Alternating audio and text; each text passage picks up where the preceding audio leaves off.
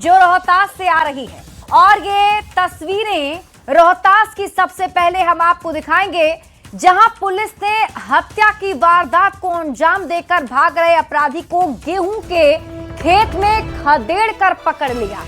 और इस दौरान जब अपराधी ने पुलिस पर पिस्टल तान दी तो पुलिस के जवान भी हाथों में पिस्टल लेकर उसके पीछे दौड़ गए। और इस सारे ऑपरेशन का लाइव फुटेज सामने आया है, जिसे हम आपको तस्वीरों में दिखाएंगे भी। वो तस्वीर भी आपके स्क्रीन पर आपको दिखाएंगे। और ये देखिए, ये तस्वीर आ गई आपके टीवी स्क्रीन पर। सुपर एक्सक्लूसिव तस्वीर ये हम इसलिए कह रहे हैं क्योंकि यहाँ पर हत्या का एक अपराधी हत्या कर भाग रहा था। पुलिस की टीम ने जैसे ही पीछा करना शुरू किया तो पुलिस पर ही पिस्टल तान दिया, लेकिन जवानों की तरफ से भी ठीक उसी तरीके से जवाबी कार्रवाई की गई और इस अपराधी को पकड़ लिया गया है। और ये तस्वीर आप देखिए, सुपर एक्सक्लूसिव तस्वीर हम आपको दिखा रहे हैं किस तरीके से अपराधियों को खेत में खदेड़ कर पुलिस ने पकड़ा है। हत्या की वारदात के बाद ये अपराधी जो है वो भाग रहा था और खेत में अपराधी ने पुलिस पर ही पिस्टल तान दी, जिसके बाद जवान भी पिस्टल लेकर अपराधी के पीछे दौड़ गए। बताया जा रहा है रवीश लाल ने खैरा भुतहा गांव में मछली मारने के विवाद में बच्चा पासवान की गोली मारकर हत्या कर दी। और हत्या करने के बाद जब वो भागने लगा तो पुलिस ने उसका पीछा किया। वो गेहूं के खेत में छिपने की कोशिश कर रहा था और तभी चारों तरफ से कई थानों की पुलिस ने अपराधी को घेर लिया है। पुलिस को अपने करीब आता देख रवीश लाल ने पुलिस पर पिस्टल तान दी, लेकिन पुलिस के जवानों ने बहादुरी दिखाते हुए उसे चारों तरफ से घेर लिया। और अपने आप को चारों तरफ से घिरा देख रवीश लाल की हौसले पस्त हो गए और पुलिस ने उसे हथियार के साथ दबोच लिया है। उसके पास से एक पिस्टल, 5 जिंदा कारतूस, एक खोखा बरामद हुआ है। तो हम लोग वहाँ गए थे, उस गांव में पहुंचे और देखे कि वो बच्चा पासवान जो है सो गिरा पड़ा है, उसको एक गोली मारी गई है। ये उसी के गांव का एक रवीश लाल है, उसी के द्वारा एक गोली मारी गई थी। प्राथमिकी दर्ज किया गया और प्राथमिकी के उपरांत गिरफ्तारी भी उसी समय रवीश लाल को हथियार के साथ जो आपके पास रखा हुआ है और 5 जिंदा कारतूस और एक खोखा भी जो था जिससे फायर करके गोली मारी गई, तो वो भी बरामद हो गया है।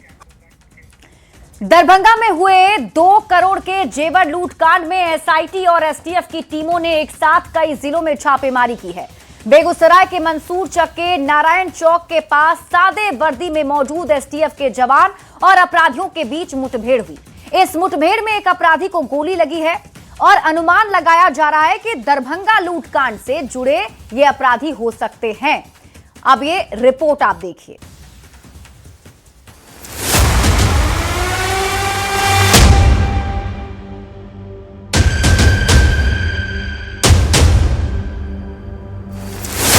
सीसीटीवी तस्वीरों को देखिए, इनमें दिख रहे ये वही अपराधी हैं जिन्होंने 3 मार्च को दरभंगा में जेवर की दुकान पर धावा बोला और हथियार के बल पर 25 लाख कैश सहित 2 करोड़ के जेवर लूट लिए।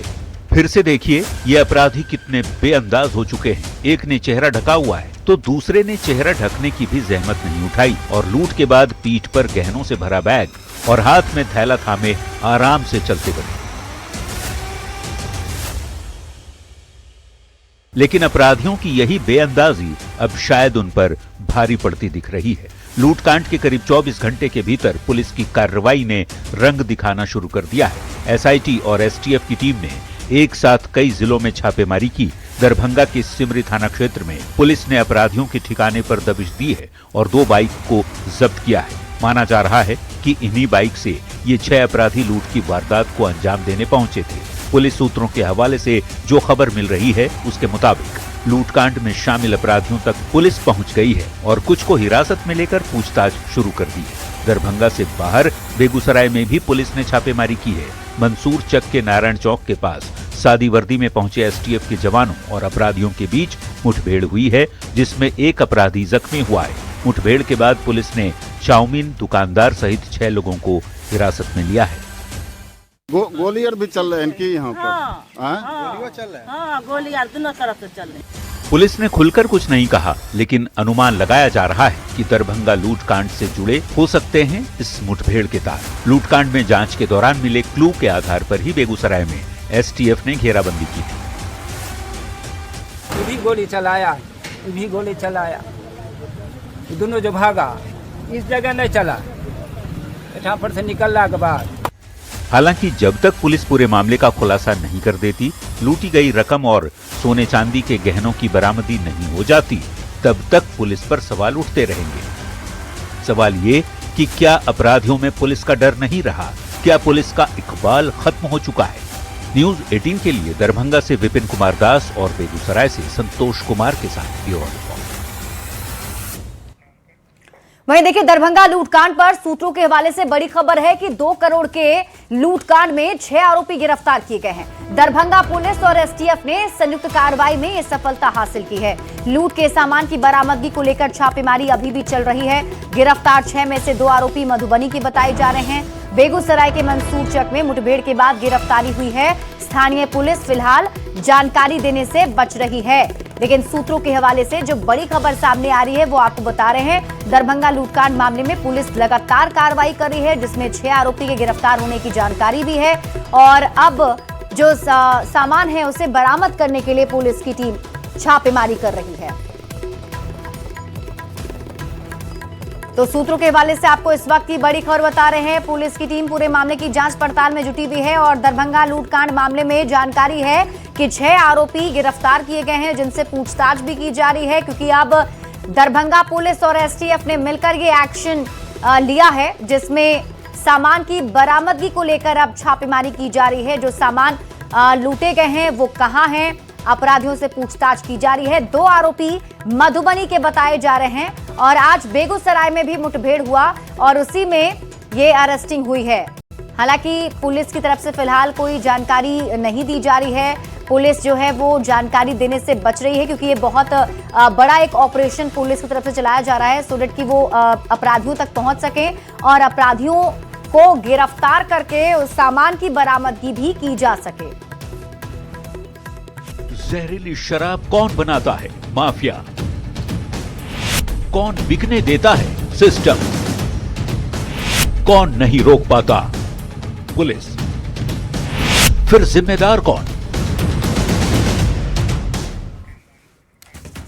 और अब बात करते हैं जहरीली शराब कांड की। मोतिहारी में जहरीली शराब कांड में मरने वालों का आंकड़ा अब 7 पहुंच गया है, जबकि 11 लोग हैं जो अभी भी बीमार हैं। एक और मृतकों के परिवार में मातम का माहौल है, तो दूसरी ओर मौतों की संख्या बढ़ने से शराब पीने वालों का डर बढ़ता जा रहा है। अब कई शराब पीने वाले खुद ही अस्पताल पहुंच रहे हैं और आगे से शराब ना पीने की कस्में खा रहे हैं।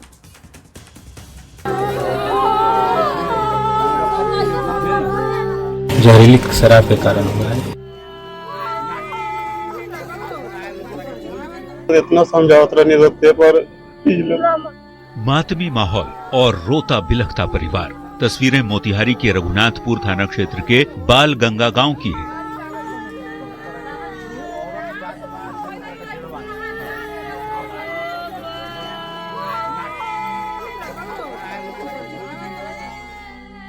घर का मुखिया संपत शाह अब इस दुनिया में नहीं रहे। घर का मुखिया जहरीली शराब से मोतिहारी में शनिवार दोपहर तक जिन 7 लोगों की जान गई है, उसमें एक संपत शाह भी हैं। अब पत्नी दहाड़ मारकर रो रही है और दोनों बच्चे बदहवास हैं।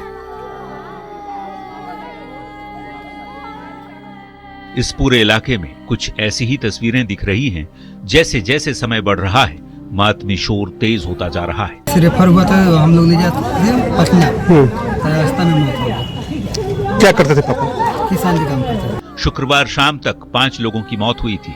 शनिवार सुबह होते होते 2 और लोग लाल किशोर यादव और लड्डू शाह काल के गाल में समा गए, जबकि 11 अस्पताल के बिस्तर पर जिंदगी की जंग लड़ रहे हैं। अब हर तरफ डर का माहौल है। चक्कर करा दे। शराब पिए थे? कितना? कब पिए थे? हालात का अंदाजा इसी बात से लगा सकते हैं कि शराब पीने वाले खुद ही अस्पताल पहुंच रहे हैं। कहिए पिले नहीं?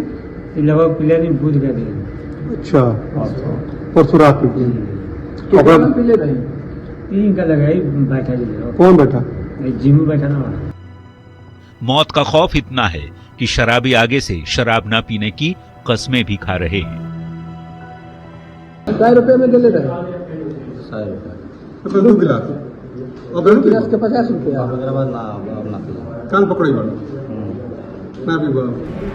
कार्रवाई के नाम पर भले ही एक चौकीदार को अरेस्ट किया गया है, तुरकोलिया थाने के एसएचओ को सस्पेंड किया गया है, 2-4 धंधेबाज भी पकड़े गए जिन लोगों ने जहरीली शराब बनाने और स्प्रिट बेचने की बात भी मानी।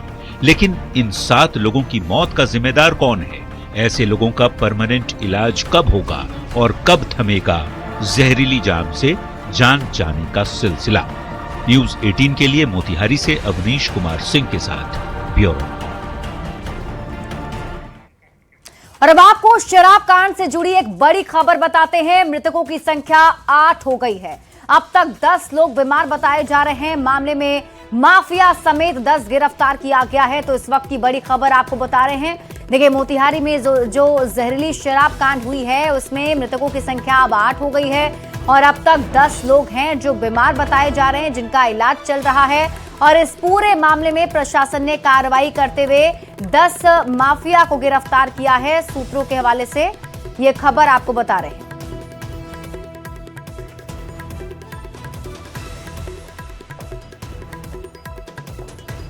मोतिहारी में जहरीली शराब कांड के बाद मातम पसरा हुआ है, लेकिन मोतिहारी में ट्रेन की छत से शराब की बोतलों की बारिश होने लगी है और ट्रेन की छत में तहखाना बनाकर शराब तस्करी के खुलासे से हर कोई हैरान रह गया।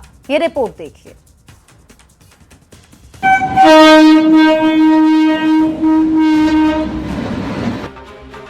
आनंद विहार से रक्सौल जाने वाली सत्याग्रह एक्सप्रेस ट्रेन पूरी रफ्तार में दौड़ रही है।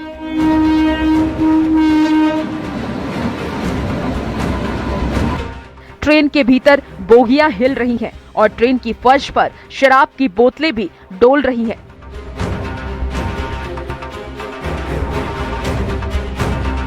अगर इस तस्वीर को दूसरे नजरिए से देखिए तो ऐसा लग रहा है कि जिस तरह से ट्रेन में बोतल झूम रही है, ट्रेन पर उसी बोतल का असर है। ट्रेन भी शराब के नशे में डोल रही है।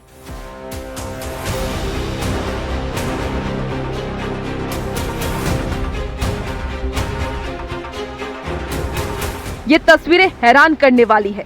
मोतिहारी में एक तरफ जहरीली शराब से मौत का सिलसिला जारी है, दूसरी तरफ ट्रेन की छत से शराब की बोतलों की बारिश हो रही है। शराब माफिया को जहरीली मौत से कोई फर्क नहीं पड़ता। माफिया ने शराब तस्करी का कैसा फुल प्रूफ प्लान बना रखा, ये तस्वीरें इस बात की गवाही दे रही है। माफिया अब दिल्ली से बिहार में शराब तस्करी के लिए ट्रेनों की छत में तहखाना बनाकर शराब की तस्करी कर रहे हैं। इसका खुलासा तब हुआ जब सत्याग्रह एक्सप्रेस कप्तानगंज स्टेशन पार कर रही थी। तभी अचानक ट्रेन की छत से शराब की बारिश होने लगी। ट्रेन की छतों से शराब की बारिश देख कुछ यात्रियों ने इसका वीडियो बना लिया। ट्रेन में स्कॉट कर रही पुलिस भी शराब माफिया के इस हथकंडे को देख करके हैरान रह गई। शराब माफिया ने 2 बोगियों के बीच के हिस्से में बाथरूम के पास तहखाना बनाकर शराब को छिपाया था, लेकिन शराब माफिया की किस्मत खराब थी। ट्रेन की गति तेज होने के कारण ट्रेन की छत में छिपाए गए शराब एक एक कर नीचे गिरने लगे। बड़ा सवाल यह है कि क्या बिहार में दिल्ली से शराब भेजी जा रही है? क्या ट्रेन के कर्मचारियों को इस शराब तस्करी की खबर नहीं है? ट्रेन में आखिर शराब कैसे छिपाई गई? क्या इसके पीछे कोई गहरी साजिश है? न्यूज़ 18 के लिए मोतिहारी से अवनीश कुमार सिंह की रिपोर्ट। और इसी बीच रुक कर लेते हैं बड़ी खबर की ओर। पटना से इस वक्त की बड़ी खबर सामने आ रही है, जहां पुलिस और उत्पाद एवं मद्य निषेध की टीम ने देखे बड़ी कार्रवाई की है। पुलिस और उत्पाद विभाग ने बड़ी रेड की है, जिसमें वेयर हाउस में छापेमारी से हड़कंप मचा हुआ है और इसके साथ ही 78 कार्टन विदेशी शराब भी बरामद किया गया है। तो उत्पाद एवं मद्य निषेध विभाग की टीम ने गोदाम से 78 कार्टन विदेशी शराब बरामद किए हैं। वहीं मौके से 8 लोगों को गिरफ्तार किया गया है। गिरफ्तार आरोपियों में 7 आरोपी उत्तर प्रदेश के बताए जा रहे हैं। वहीं मुख्य सरगना की पहचान हरियाणा के रेवाड़ी निवासी पंकज कुमार के रूप में की गई। उत्पाद एवं मद्य निषेध विभाग की टीम ने ट्रक और पिकअप वैन को भी जब्त कर लिया है। 78 कार्टून 702 लीटर शराब बरामद किया गया है। यह बरामदगी मोयुद्दीनपुर गौरीचक थाना अंतर्गत एक दिनेंद्र वेयर हाउस है, जो बहुत बड़ा गोदाम है, उसी के अंदर ट्रक से अनलोड किया जा रहा था और एक पिकअप वैन पे लोड किया जा रहा था। उसी समय अजीत जी के नेतृत्व में छापेमारी की गई और सारी जो अवैध शराब है उसको बरामद किया गया। पकड़े गए जो लोग हैं वो कहाँ रहने वाले हैं और माल कहाँ का? छापेमारी में कुल 8 लोग पकड़े गए हैं। और इसी बीच रुक कर लेते हैं एक और बड़ी खबर की ओर। जहानाबाद से इस वक्त की बड़ी खबर सामने आ रही है। तो बड़ी खबर आपको जहानाबाद से बता रहे हैं, जहां देखिए नशे के खिलाफ पुलिस ने बड़ी कार्रवाई की है। लगातार कार्रवाई चल रही है नशे के खिलाफ और जहानाबाद में कार्रवाई की गई तो पुलिस ने शराब से भरा एक ट्रक जब्त किया है। पुलिस ने एक आरोपी को भी गिरफ्तार किया है। तो बड़ी खबर आपको बता रहे हैं, पुलिस ने शराब से भरा एक ट्रक जब्त किया, पुलिस ने एक आरोपी को गिरफ्तार किया है। बताया जा रहा है कि समस्तीपुर से शराब ले जाई जा रही थी और नौरू बाईपास के पास ट्रक डिटेन किया गया है।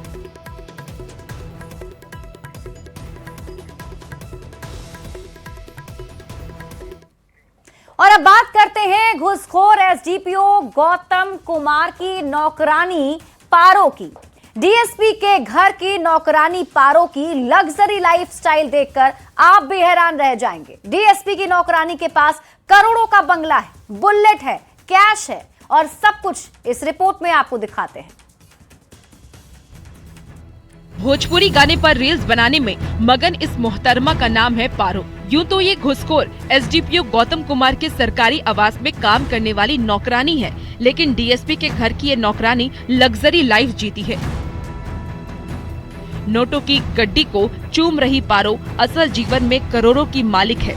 किशनगंज में ईओयू की छापेमारी ने एक ऐसा राज खोला है जिसने हर किसी को हैरान कर दिया। एसडीपीओ गौतम कुमार के सरकारी आवास में काम करने वाली नौकरानी पारो भी करोड़पति निकली। दावा किया जा रहा है कि पारो के पास बंगाल के उत्तरी दिनाजपुर इलाके में करोड़ों का मकान है। सूत्र बता रहे हैं कि पारो रोजाना 35 लाख रुपए की महंगी थार कार से काम पर आती जाती थी। ये भी पता लगा है कि कई बार एसडीपीओ के सरकारी वाहन से भी उसे लाने ले जाने की व्यवस्था होती थी। गौतम कुमार ने उसे बुलेट बाइक भी गिफ्ट दी थी। पारो के घर पर 6 लाख रुपए का सोने का हार भी मिला। सोशल मीडिया पर करोड़पति नौकरानी के कई रील्स वायरल हैं। इंस्टाग्राम पर काफी एक्टिव थी और अपने अकाउंट पर बुलेट बाइक की फोटो और रील्स पोस्ट करती थी। छापेमारी की खबर फैलते ही पारो ने अपना इंस्टाग्राम अकाउंट लॉक कर दिया और अब वो पूरे परिवार के साथ फरार बताई जा रही है। जांच एजेंसियां पारो की तलाश में जुटी है। गर्लफ्रेंड पर करोड़ों लुटाने वाले एसडीपीओ गौतम कुमार की नौकरानी पारो की ऐशो आराम वाली जिंदगी के खुलासे से हर कोई हैरान है। अगर एक एसडीपीओ की नौकरानी की इतनी हैसियत है तो एसडीओ के पास भ्रष्टाचार की कितनी बेहिसाब संपत्ति होगी, इसका अंदाजा लगाना भी मुश्किल है। बड़ा सवाल है कि पारो आखिर कैसे करोड़ों की मालकिन बनी। एक नौकरानी के पास महंगी थार गाड़ी कहां से आई? एसडीपीओ ने नौकरानी को गिफ्ट में बुलेट क्यों दिया? पारो की लग्जरी लाइफ का राज क्या है? न्यूज़ 18 के लिए किशनगंज से आशीष सिन्हा की रिपोर्ट। बढ़ते हैं आगे और बात अगली खबर की। देखिए, गर्मी की शुरुआत होते ही आग की लपटें जो हैं वो खेतों में लगी फसल को तबाह कर रही हैं। प्रदेश के कई इलाकों से आई तस्वीरों ने किसानों की महीनों की मेहनत पर पानी फेर दिया है। पल भर में खेत में खड़ी लाखों की फसल स्वाहा हो गई। रिपोर्ट के जरिए आप जानिए आग से कैसे खेतों में लगी फसल को बचाएं।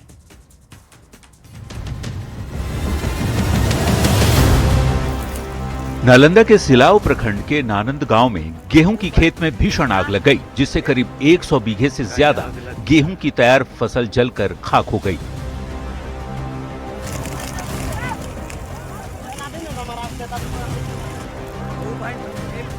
बताया जाता है कि आग गेहूं की फसल में लगी और धीरे धीरे कई गांवों तक फैलती चली गई। आग से हुए नुकसान की भरपाई के लिए पीड़ित किसानों ने प्रदर्शन भी किया।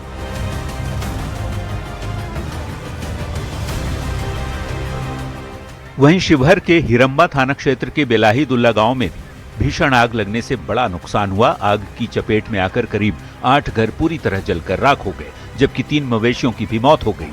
आग की तेज लपटों के चलते लाखों रुपए की संपत्ति नष्ट हो गई। सूचना मिलते ही फायर ब्रिगेड की टीम मौके पर पहुंची और कड़ी मशक्कत के बाद आग पर काबू पाया।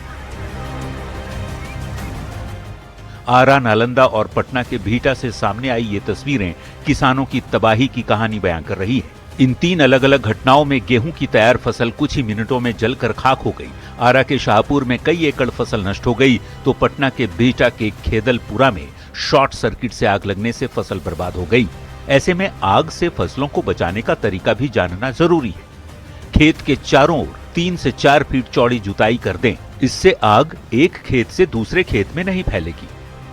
बिजली के खंभे या तार के नीचे फसल बोने से बचें, क्योंकि स्पार्किंग से आग लगने का खतरा यहीं सबसे ज्यादा होता है। धूम्रपान से बचें, खलिहान में पानी या रेत रखें, तेज हवा में कटाई ना करें, साथ ही खेत में बीड़ी, सिगरेट या माचिस न जलाएं, न ही खलिहान के पास खाना ही बनाएं। Bureau report, news 18।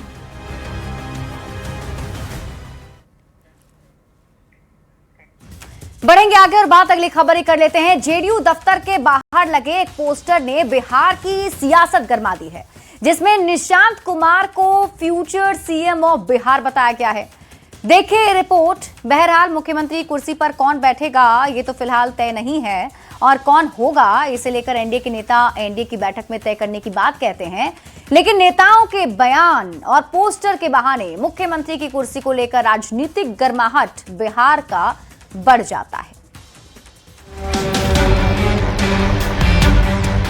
जेडीयू दफ्तर के ठीक बाहर लगे पोस्टर पर जो बातें लिखी हैं, वो साफ साफ निशांत को मुख्यमंत्री बनाने की ओर इशारा कर रही है। पोस्टर पर निशांत कुमार की तस्वीर लगा करके साफ और खुले शब्दों में लिखा है, future CM of Bihar. Nitish Kumar के राज्यसभा में जाने के बाद से ही कौन होगा बिहार का अगला सीएम, इसको लेकर प्रदेश का सियासी पारा चढ़ा हुआ है। सीएम पद को लेकर अपने अपने कयास लगाए जा रहे हैं। हर कोई नीतीश कुमार का विकल्प ढूंढ रहा है। और इसी बीच जेडीयू दफ्तर के बाहर लगे पोस्टर ने एक बार फिर से सियासी पारा चढ़ा दिया है। माननीय निशांत कुमार जी की स्वीकार्यता जनता दलियों में आम कार्यकर्ताओं के बीच अंगीकार रूप ले लिया, यह हमारे लिए एक महत्वपूर्ण क्षण है। पोस्टर के जरिए जेडीयू के कार्यकर्ता निशांत कुमार को नीतीश का उत्तराधिकारी बनाने की मांग कर रहे हैं। वहीं बीजेपी इस पोस्टर को लेकर डिफेंसिव मोड में दिखी। एनडीए का नेतृत्व इस बात के लिए तैयार है कि नीतीश कुमार जी ने जो लंबी रेखा खींची है उसके अनुरूप क्या निर्णय होना चाहिए। बिहार की जनता ने एनडीए को यह मैंडेट दिया है कि आज भी एनडीए का मुख्यमंत्री हो और कल भी एनडीए का ही मुख्यमंत्री हो। इस एक पोस्टर से सियासी गलियारे में सुगबुगाहट तो तेज है ही, ऐसे में विपक्ष को भी मौका मिल गया है। पोस्टर के बहाने विपक्ष ने एनडीए पर मुख्यमंत्री की कुर्सी को लेकर के आपस में तकरार का हवाला देते हुए निशाना साधा है। पोस्टर के माध्यम से कहीं न कहीं भारतीय जनता पार्टी को संदेश स्पष्ट रूप से दिया जा रहा है कि भारतीय जनता पार्टी जिस तरह की राजनीति करती रही है, जिस तरह की रणनीति भूंजा पार्टी के माध्यम से बनाने का काम किया था, उस रणनीति को नीतीश कुमार समझ चुके हैं। बहरहाल मुख्यमंत्री कुर्सी पर कौन बैठेगा ये तो फिलहाल तय नहीं है, और कौन होगा इसे लेकर के एनडीए के नेता एनडीए की बैठक में तय करने की बात कहते हैं। लेकिन नेताओं के बयान और पोस्टर के बहाने मुख्यमंत्री की कुर्सी को लेकर के राजनीति तेज है। पटना से संवाददाता आनंद अमृत राज के साथ ब्यूरो रिपोर्ट, न्यूज़ 18।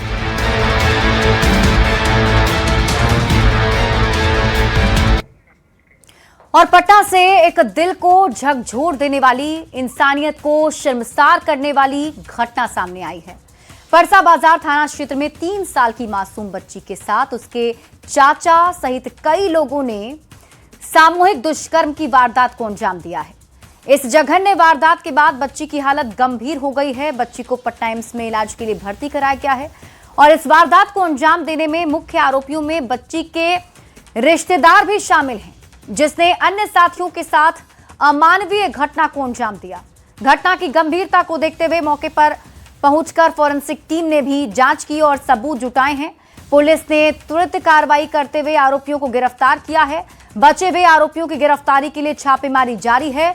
इस घटना के बाद से पूरे इलाके में आक्रोश है। लोग इंसाफ की मांग कर रहे हैं।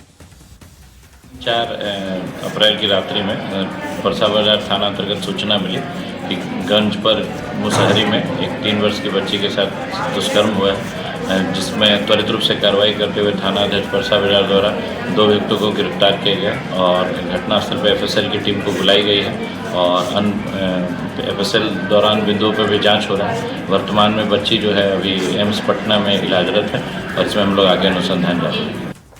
अब इस खबर के सामने आने के बाद कई सारे सवाल हैं जो पूछे जा रहे हैं और न्यूज 18 भी ये सवाल पूछता है कि आखिर हम कैसे समाज में जी रहे हैं। मासूम बच्ची का क्या कसूर था? ऐसे हैवानों की मानसिकता क्या है? दरिंदों की ऐसी विकृत बीमारी का इलाज क्या है?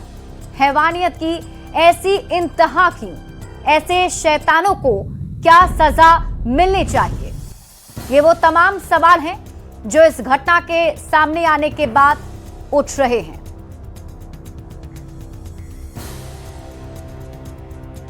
बढ़ते हैं आगे और बात अगली खबर की। एनसीईआरटी की 9वीं और 10वीं कक्षा की किताबें अभी बाजार में उपलब्ध नहीं हैं, जिससे निजी स्कूलों ने पेरेंट्स पर आर्थिक दबाव बढ़ा दिया है।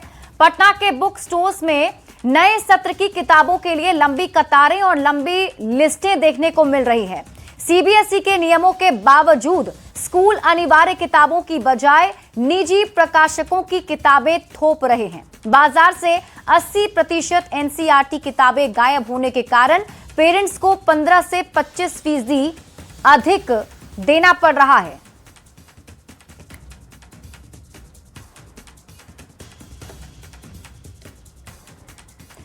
तो आपको बता दें कि स्कूल आदेशों के बाद यहां पर देखिए स्कूल जो है वो अनदेखी कर रहा है। पेरेंट्स को 15 से 25% अभी ज्यादा अब किताबों पर खर्च करना पड़ रहा है। सीबीएसई स्कूलों में नए सत्र की शुरुआत हो चुकी है और बुक स्टोर्स पर बड़ी संख्या में जो ग्राहक हैं उनकी भीड़ देखने को मिल रही है। राजधानी पटना की अगर बात करेंगे तो ज्ञान गंगा बोरिंग रोड में हम मौजूद हैं और ये बुक स्टोर्स है, काफी नामी गिरामी है और यहाँ पर लगभग स्कूलों की किताबें उपलब्ध रहती हैं। हालांकि इसी बीच एनसीईआरटी में एक तरह से बदलाव किए गए हैं, यानी जो क्लास 9 की जो किताबें हैं वो बदल गई है, सिलेबस बदल चुका है, जिसकी वजह से 9 की किताबें जो है फिलहाल बुक स्टोर्स में उपलब्ध नहीं है। इस बीच निजी स्कूलों की मनमानी भी देखने को मिल रही है। कई ऐसे स्कूल्स हैं जो सीबीएसई गाइडलाइन को फॉलो नहीं कर रहे हैं और वो तस्वीर भी आपको हम दिखा रहे हैं कि देखिए सिलेबस में बदलाव के बाद जब एनसीईआरटी किताबें नहीं मिल रही है, इस बीच कई ऐसे लिस्ट मिल रहे हैं जो लिस्ट लेकर पेरेंट्स हों, बच्चे हों यहाँ पहुँच रहे हैं और उसके बदले में दूसरी किताबें खरीद रहे हैं। ये बताइए किताबें मिली एनसीईआरटी अच्छा, एनसीईआरटी वाली क्यों नहीं मिली किताबें? अभी अवेलेबल नहीं है। क्या बोला जा रहा है? ऐसी किताबें मिली? आधा मिला। कौन सा प्रकाशन है? एनसीईआरटी तो है नहीं। एनसीईआरटी नहीं। इंग्लिश के कोर्स बुक